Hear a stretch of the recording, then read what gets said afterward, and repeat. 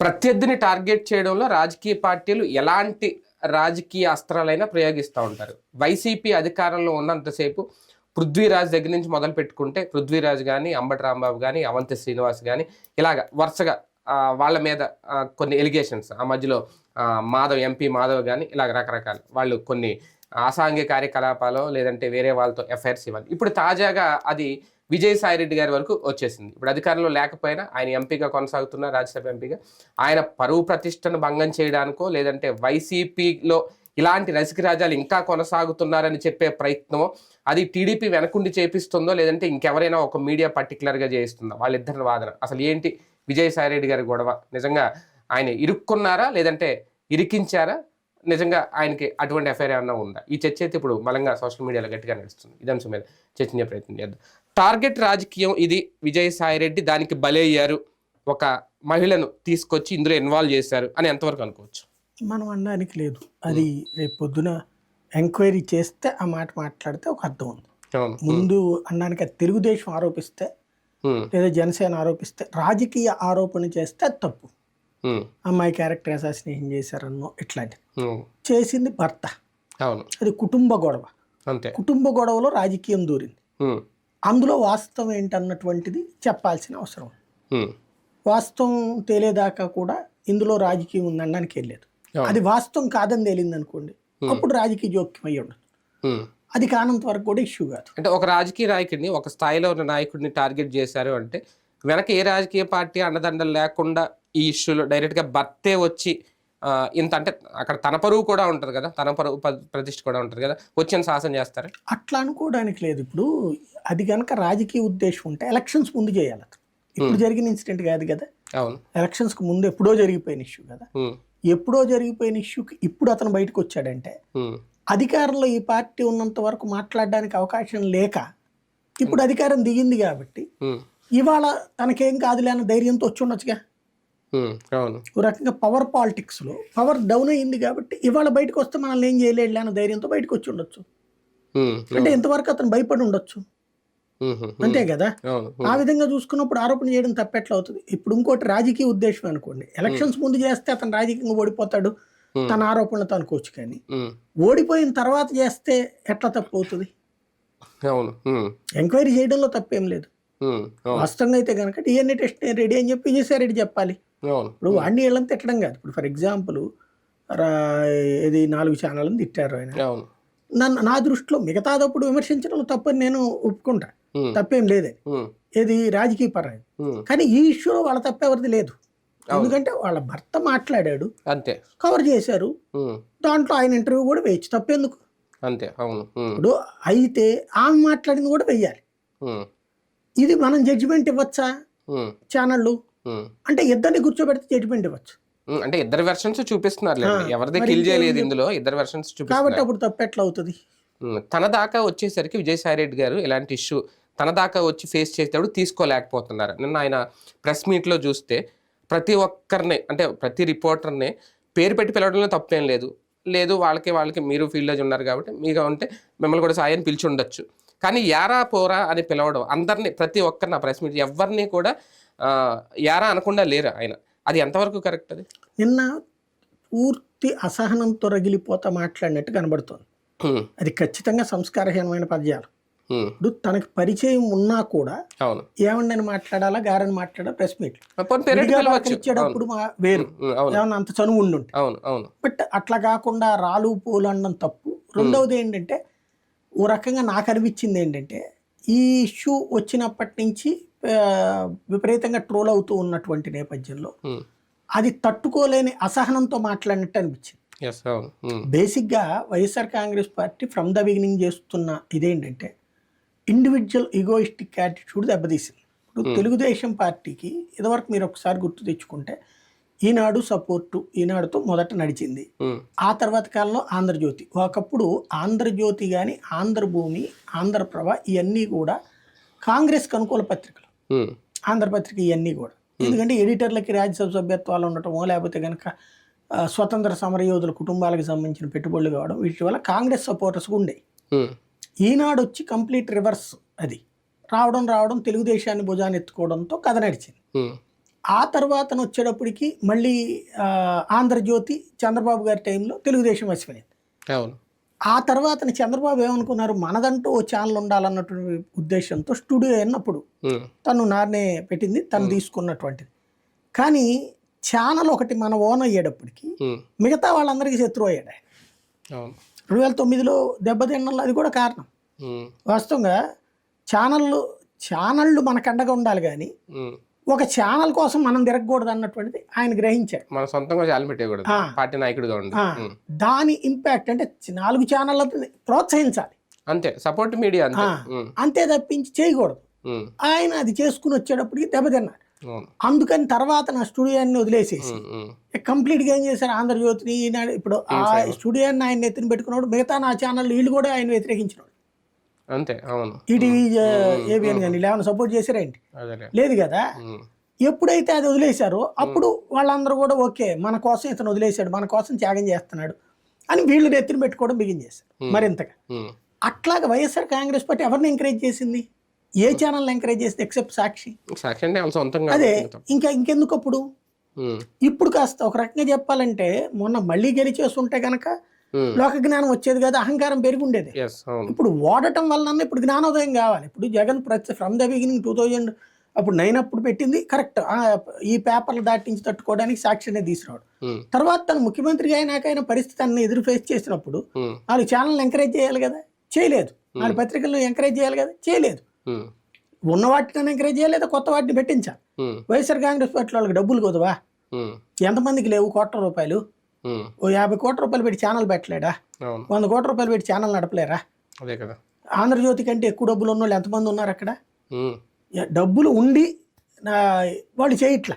ఇప్పుడు ఈయన ఇప్పుడు పెడతాను మొన్న కూడా ప్రకటన చేశారు, లాస్ట్ టైం కూడా అప్పట్లో చేస్తే జగన్ ఆపాడు, సాక్షి చాలు మనకి ఇంకోటి వద్దని. వైఎస్ఆర్ కాంగ్రెస్ పార్టీ వాడు ఎవడు ఇంకో పేపర్ పెట్టకపోవడానికి, ఇంకో ఛానల్ పెట్టకపోవడానికి కారణం జగన్మోహన్ రెడ్డి ఆపి. ఇప్పుడు ఆయన సపోర్ట్ ఉంటే మంచిదే కదా, ఆపడం ఎందుకు? ఇప్పుడు వీళ్ళకి 4-5 ఛానల్స్ ఉన్నాయని వాళ్ళే చెప్తారు, మాకు ఒకటే ఉంది అంటారు, దాన్ని కూడా ఒకసారి ఒప్పుకోరు, అది మాది కాదు అంటారు.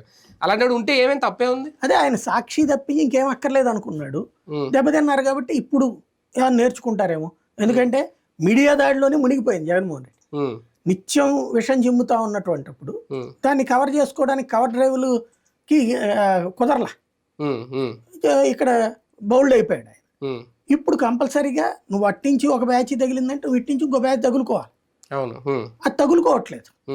దాని సమస్య ఇప్పటికైనా నన్ను అడిగితే ఇవాళ ఈయనకు జ్ఞానోదయం అయింది విజయసాయి రెడ్డికి, ఆయన ఒక ఛానల్ పెడతానండి, గుడ్, ఇట్లా పెట్టండి, తలకు ఇంకొక 4-5 పెట్టండి. మధుసూదన్ రెడ్డి ఎందుకు పెట్టకూడదు? మీరు మధుసూదన్ రెడ్డి డబ్బులు ఎంత తక్కువ ఉంటుంది ఆయనకి? లేకపోతే చెవిరెడ్డి ఎందుకు పెట్టకూడదు? లేకపోతే కనుక ఆయన ఎవరు చలమలశెట్టి సునీల్ ఎందుకు పెట్టకూడదు? లేకపోతే ఆయన పేరేంటి వైజాగ్ ఎంపీ ఇప్పుడు ఆరోపణలు ఎదుర్కొంటున్న మనిషి, ఆయన ఎందుకు పెట్టకూడదు? అదేమంటే ఇట్లా పెట్టచ్చా అంటే మరి ఇప్పుడు పెడుతున్న వాళ్ళందరూ ఎవరు? అందరూ ఇప్పటికైనా ఛానల్ పెట్టండి, 5 ఏళ్ళు నడపచ్చు గట్టిగా మాట్లాడాలంటే. కానీ విజయసాయి రెడ్డి గారు ఇప్పుడు ఇష్యూలో రాజకీయ పార్టీలు ఇన్వాల్వ్మెంట్ ఉన్నాయో లేదో మనం జడ్జ్ చేయలేము, ఆ విషయం పక్కన పెడితే ఆయన నిజాన్ని దాచి రాజకీయం చేస్తున్నారని అనిపించిందా? నిజం బయట పెట్టే ప్రయత్నం ఆయన చేస్తున్న దాంట్లో ఎక్కడైనా కనిపిస్తుందా? ఇప్పుడు ముందు అతని మాట విన్నప్పుడు ఒక రకం, భర్త మాట అదే నిజమేమో అనిపిస్తుంది.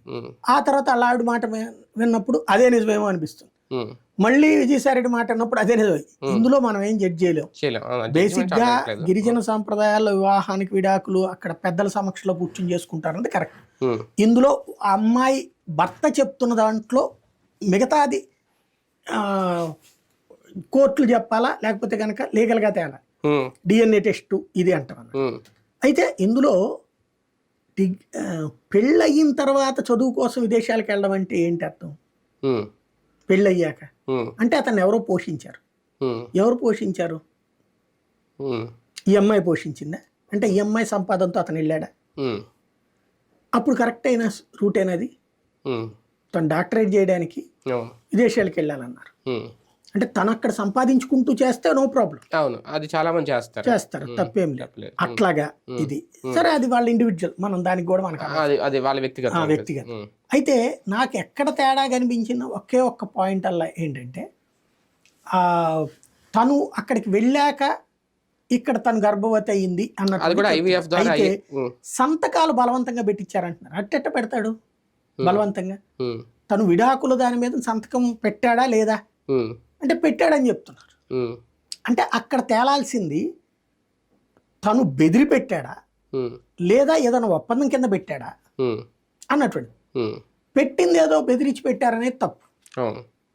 ఆ ముక్క చెప్పట్లేదు. ఏదో మాయ చేసి పెట్టించారంటే పిహెచ్డి చేసినోడు మాయ చేసి పెట్టించడం ఏంది? ఆయన చెప్తున్నాడు కదా వెల్ ఎడ్యుకేటెడ్ అని చెప్పి. వెల్ ఎడ్యుకేటెడ్ అయ్యి అట్టట్లా మాయ చేసి పెట్టిస్తారు సంతకం. ఒకటి. రెండవది 16లో ఎప్పుడో పెళ్ళి అంటున్నారు కదా, ఎన్నాళ్ళ నుంచి నీకు కాపురం లేదు మీ ఇద్దరిది? పాయింట్. ఎన్నాళ్ళ నుంచి లేదు? మరి ఎన్నాళ్ళ నుంచి లేనప్పుడు ఇప్పుడే ఎందుకు వచ్చింది ఇష్యూ? నువ్వు తన కాపురానికి రాకపోతే డైవోర్స్ చేయొచ్చు, ఇష్యూ చాలా ఉంది. కాబట్టి నాకు తెలిసి వాళ్ళిద్దరి మధ్యన ఏదో కమ్యూనికేషన్ గ్యాప్ బాగా పెద్దదిగా ఉంది. ఆ సందర్భంలో అతని బారి నుంచి రక్షించమని ఈడేమన్నా విజయసాయిరెడ్డిని అప్రోచ్ అయితే విజయసాయిరెడ్డి ఏమన్నా పోలీసులు చెప్పి ఏదైనా చేపిస్తే వార్నింగ్ లాంటిది ఇప్పిస్తే అందువల్ల కక్షతో ఇతను చేస్తుండొచ్చు. అందువల్ల దీన్ని లాగేశారు. ఒక ఆస్పెక్ట్ అవ్వచ్చు. రెండవ ఆస్పెక్ట్ వచ్చేటప్పటికి అలాంటి తన నుంచి రక్షించబడ్డానికి అమ్మాయి వెళ్ళి ఆయనతో సాన్నిహిత్యం ఏర్పడిందని చెప్పి ఫీల్ అయ్యి ఉండొచ్చు. రెండోది ఇప్పుడు ఈ అమ్మాయి దాంట్లో డొల్లతనం ఏం కనబడుతుంది అంటే సుభాష్ రెడ్డి అని ఆయన పెళ్లి చేసుకున్నా అంటుంది. ఆ సుభాష్ రెడ్డి బయటికి రావాలి కదా, నన్ను మా ఆవిడ జోలికి మధ్యలో నువ్వెవడరా అని చెప్పి. వాస్తవంగా అతను కేసు పెడితే ఎవరు సుభాష్ రెడ్డి అమ్మాయి అయినా పెట్టచ్చు, నేను సో ఆయన భర్తని భార్యని మా కుటుంబంలో ఇట్లా చేసి నన్ను బద్నాం చేస్తున్నాడు అని చెప్పి. అంటే ఒక రకంగా ఇప్పుడు ఇతను మాజీ భర్త, ఇతను యాక్చువల్గా అయితే గట్టిగా మాట సంబంధం లేదు అన్నట్టు. నేనంటే ఈ ఇద్దరిలో తేడా అదే. ఇతను మాజీ భర్త అయ్యి ఉంటే ఈ అమ్మాయి కేసు చెల్లుబాటు. అంటే నేను బలవంతంగా విడాకులు వేసి సంతకాలు పెట్టించిన విడాకులు అనేది వచ్చేసి ఈయన మాజీ భర్తే కదా, నిజంగా సుభాష్ రెడ్డి అతను పెళ్లి చేసుకున్నాడా లేదా అనేది ఇక్కడ డౌట్. విడాకులు తీసుకోకుండా అగ్రిమెంట్ రాసుకుంటే విడాకులు చెల్లదు. అయితే కుటుంబ గిరిజన సంప్రదాయాలు అయితే కనుక కుటుంబ పెద్దల కాగితాల మీద రాసేసుకొని. కాబట్టి ఆ రూట్ లో అయ్యిందా అది స్పష్టత లేదు. ఇతను నేను విడాకులు ఇవ్వలేదంటున్నాడు, రెండో పక్కన సంతకం పెట్టించారంటున్నారు. అది నిజమైతే అంతవరకు ఓకే. మరి ఈ అమ్మాయి వేరే పెళ్లి చేసుకుందా లేదా ఆ భర్త బయటికి రావాలి. ఆ భర్త చెప్పట్లా. ఈ అమ్మాయి కంప్లైంట్ పెట్టాలి. ఇప్పుడు ఒక ఆస్పెక్ట్లో ఏంటంటే నన్ను ఇట్లాగా నా మాజీ భర్త వేధిస్తున్నాడు, ఇలాగా పరువు తీస్తున్నాడు అని చెప్పి పోలీస్ కంప్లైంట్ ఇవ్వచ్చు, అట్లా కోర్టు కంప్లైంట్ ఇవ్వచ్చు. అమ్మాయి ఇంతవరకు చేయలే అంటే ఏంటి? అంటే లీగల్ గా అలా వెళ్తే భయపడుతున్నారా? లీగల్ గా డైవర్స్ చేసుకోకుండా రెండో పెళ్లి చేసుకోవడం అప్పుడు మళ్ళీ అది నేరం అవుతుంది కదా, అందుకని ఆమె కేసు ఆ వైపు వెళ్ళట్లేదేమో. అంటే మామూలుగా గిరిజన సంప్రదాయాల ప్రకారం విడాకులు తీసుకుంటే ఏముండదు. అంటే ఆ సంప్రదాయాన్ని లీగల్ గా యాక్సెప్ట్ చేస్తారు. ఇప్పుడు ముస్లిమ్స్ దాంట్లో ఎట్లాగా యాక్సెప్ట్ చేస్తారు అంటే వాళ్ళకి ముస్లిం లా సెపరేట్ గా ఉంది. ఇది కూడా అంతే, గిరిజన ముస్లిం చట్టం ఉంది కాబట్టి గిరిజన చట్టానికి కూడా అంతే. ఇప్పుడు మొన్న ముగ్గురు పెళ్లి చేసుకున్నాడు అని ఒక అబ్బాయి వచ్చింది, గుర్తుందా? ఖమ్మం జిల్లాది. ఎందుకని ఏం చేయాలి? పోలీసులు యాక్షన్ ఎందుకు తీసుకోలే? గిరిజన సంప్రదాయంలో ఇవి ఉంటాయి. అది చట్టరీత్యా జరిగింది. అయితే ఒకవేళ జరిగితే వాళ్ళ సంప్రదాయ రీత్యా జరుగుతుంది. ఇక్కడ విజయసాయిరెడ్డిని ఎందుకు టార్గెట్ చేసి ఉంటారు అని అనుకోవాలి? నిజంగా ఏమన్నా ఆయనకి గొడవలు ఉన్నాయా? ఒక రాజ్యసభ ఎంపీగా ఉన్న వ్యక్తిని, వైసీపీలో ఉన్న నాయకుడిని టార్గెట్ చేయడం. ఇప్పుడు బేసిక్గా దాంట్లో విజయసాయిరెడ్డి దగ్గరికి వెళ్ళింది కాబట్టి విజయసాయిరెడ్డి ఆయన ఇంకెవరి పేరు ఎందుకు చెప్పాలి? అంటే ఏదో వెళ్ళా కొనుక్కోవడానికి కూడా డబ్బులు ఇచ్చారు, అప్పుడు ఈయన కొనమన్నాడు. ఇవన్నీ విజయసాయిరెడ్డి ఎందుకు ఇవ్వాలి? చూసుకున్నాడు అదే కదా, అప్పుడు ఎట్లా వదిలేశాడు ఈయన? అది కూడా లెక్క కదా. కానీ ఇది వైసీపీ ప్రతిష్టను కూడా దెబ్బతీసే ప్రయత్నం. వైసీపీ కూడా దీని మీద రెస్పాండ్ అవ్వాలా. ఒక పెద్దల సభకు పంపించింది విజయసాయిరెడ్డి అనే వ్యక్తిని, రాజ్యసభ ఎంపీగా ఉన్నారు ఆయన. ఇప్పుడు ఆయనే ఒక పెద్దల సభలో ఉన్న నాయకుడు ఇలాంటి, ఎందుకంటే ఇంతకుముందు ఒక పృథ్వీరాజ్ విషయం వదిలేద్దాం, ఆయన రాజీనామా చేశారు, బలవంతంగా చేయించారు, అప్పుడైపోయింది. తర్వాత ఒక అమ్మడి రాంబాబు మీద, అవన్ శ్రీనివాస్ మీద, లేదంటే ఆ ఎంపీ మాధవ్ విషయంలోనూ వీళ్ళ మీద చర్యలు తీసుకోలేదు, సైలెంట్గా ఉంది అనేది వేరే రకంగా. తర్వాత వాళ్ళకి సీట్ ఇవ్వకపోయినా పదవులను తప్పించిన అది లెక్కలోకి రాలేదు. విజయసాయిరెడ్డి విషయంలో మరి ఏం చేయాలి? ఈ కేసుల్లో కాన్సెప్ట్ గుర్తుపెట్టుకోవాలి. మహిళ నన్ను వేధిస్తున్నాడని కంప్లైంట్ పెడితే పార్టీలు చర్యలు తీసుకోవాలి. మహిళ వేధింపబడుతుంది ఇక్కడ. అవును, విక్టిమ్ అమ్మాయి, అవును అబ్బాయి గారు. అప్పుడు ఏం చర్య తీసుకుంటారు? అది పోలీసులు తేల్చకుండా ఏం చర్య తీసుకోలేరు. కానీ ఇందులో ఎక్కడా కూడా మహిళ వచ్చి నన్ను వేధించారని కేసు పెట్టిన దాఖలాలు లేవు వైసీపీ ఈ లిస్ట్ లో. ఎవరికి అమ్మాయి ఏడుస్తుంది ఎందుకు?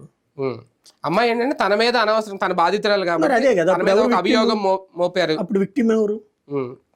కానీ మోపింది ఎవరు? భర్తే కదా. అదే భర్త మాట్లాడచ్చు అట్లా బయటకు వచ్చి, నీకు వ్యక్తిగతంగా నీ భార్యతో తేడా ఉంది, కోర్టుకి వెళ్ళాల్సిన బయటకు రోడ్డు మీదకి వస్తే కూడా క్రైమ్ అది లెక్క ప్రకారం అయితే. భార్యతో నీకు నచ్చలేదు, భార్య ప్రవర్తన నచ్చలేదు, కోర్టుకి వెళ్ళొచ్చు. అది కోర్టు వార్తలు రావాల్సిన బయటకు వచ్చి ప్రెస్ మీట్లు మాట్లాడకూడదు లెక్క ప్రకారం. అది గృహహింస కిందకే వస్తుంది. పరువు తీయడం కదా, అమ్మాయి క్యారెక్టర్ అసాసినేషన్ కదా. అమ్మాయికి సంబంధించి నువ్వు నిరూపించు, అడుగు కోర్టులో, తప్పులేదు. కానీ చేయడం కదా. అప్పుడు ఈ ఎపిసోడ్లో విక్టిమ్ ఎవరవుతుంది? అమ్మాయి అవుతుంది. లీగల్గా అయితే కనుక అమ్మాయి అవుతుంది, అంతే. ఎథికల్గా అయితే అబ్బాయి అవుతాడు. అది తను పాపం తను పెళ్లి చేసుకుంటే అన్యాయంగా అన్నట్టు. కానీ ఇన్ని రోజులు దీంట్లో పోలడని ప్రశ్నలు ఉన్నాయి. అది వ్యక్తిగత కుటుంబ గొడవలో రాజకీయం దూరింది. రాజకీయ నాయకుడు అండతో అమ్మాయి తన భర్తను ఏమన్నా ఇబ్బంది పెట్టిందా, అందువల్ల అతను రెస్పాండ్ అవుతున్నాడా, అది స్పష్టత రావాల్సి. విజయసాయి రెడ్డి గారు బలి అయ్యారా ఇందులో? బలి అవుతున్నారని అనుకోవాలి. అది రేపు ఇచ్చే కంప్లైంట్ మీద ఆధారపడి. నా దృష్టిలో ఆయన నేను డిఎన్ఏకి రెడీ అనాలి అని గనక అని అమ్మాయి గనక భర్త మీద కంప్లైంట్ ఇచ్చి ఫాలో అప్ ధైర్యంగా చేయగలిగితే అప్పుడు విజయసాయి రెడ్డి కరెక్ట్, అతను తప్పు అవుతాడు. అలా కాకుండా వీళ్ళు వెనక్కి తగ్గారనుకోండి, ఇది తేడా వస్తుంది, రివర్స్ అవుతుంది. పార్టీ పరంగా ఏమన్నా యాక్షన్ ఉంటుందా విజయసాయి రెడ్డి గారి మీద? ఏం తీసుకుంటారు? అమ్మాయి కంప్లైంట్ ఇస్తే తప్పు అవుతుంది కానీ దానికి అవ్వదు కదా యాక్షన్. అవును అవును. కానీ రాజకీయం ఉందా లేదా అనేది ఇప్పుడు మనం ఇప్పుడే జడ్జిమెంట్, ప్రిమేచ్యూర్ జడ్జిమెంట్ అవుతుంది. నా దృష్టిలో అయితే అతను కాసేపు పక్కకి, అంటే ఎట్లాగూ ఉన్నది పక్కనే అనుకోండి, ఇప్పుడు కొత్తగా పోయేదేం లేదు, అయిన తర్వాత చూసుకోవాలి ఏంటని. కానీ ఒక పెద్ద ఆరోపణ అయితే ఇప్పుడు ఎదుర్కొంటున్నారు, దాన్ని ఫేస్ చేయగలిగారా లేదా విజయసాయి రెడ్డి గారు చూడాలి.